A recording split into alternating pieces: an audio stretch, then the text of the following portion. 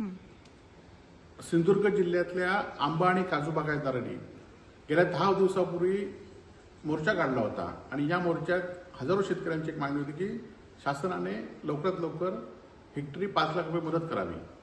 या संदर्भात आता विधानसभेचं अधिवेशन बुधवारी संपत आहे, तरी पण अजून घोषणा झाली नाही। स्वतः पालकमंत्री या मोर्चाला समोर गेले होते, त्यांनी सांगितलं होतं माननीय मुख्यमंत्र्यांच्या समवेत बैठक झाली, या बैठकीत शेतकऱ्यांना कोणाला बोलवलं नव्हतं, परंतु लोकप्रतिनिधींना त्यावेळी चर्चा झाली, परंतु अजूनही मदत जाहीर झाली नाही।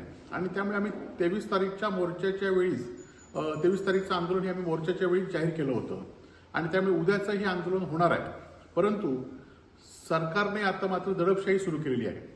आमच्यासारख्या राजकीय लोकांना नोटीस आहे हे काही नवीन नाही, परंतु गोरगरीब शेतकरी आहेत, आंबा आणि काजू बागायतदार आहेत, यांना मात्र सरसकट नोटिसा काढलेल्या आहेत की त्यांना त्यांच्यामध्ये भीतीचं वातावरण निर्माण करून एकतर ते आता या नुकसान भरपाईमुळे त्रस्त झालेले आहेत आणि असं असताना त्यांना नोटिसा काढणं म्हणजे त्यांच्या जखमेवर मीठ सोडण्यासारखा प्रकार आहे। जसा मोर्चा शांततेत झाला तसंच उद्याचा रस्ता रोको सुद्धा शांततेत होईल, कोणाला त्रास होणार नाही, फक्त आमच्या भावना सरकारपर्यंत पोहोचल्या पाहिजेत म्हणून आम्ही हे रस्ता रोको करतोय।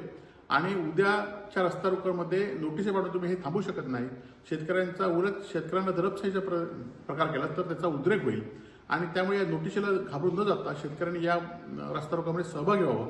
खासदार राजू शेट्टी याचं नेतृत्व करणार आहे आणि आपल्यामार्फत सगळ्यांनी सहभागी व्हावं असं आवाहन मी आपल्यामार्फत करत आहे।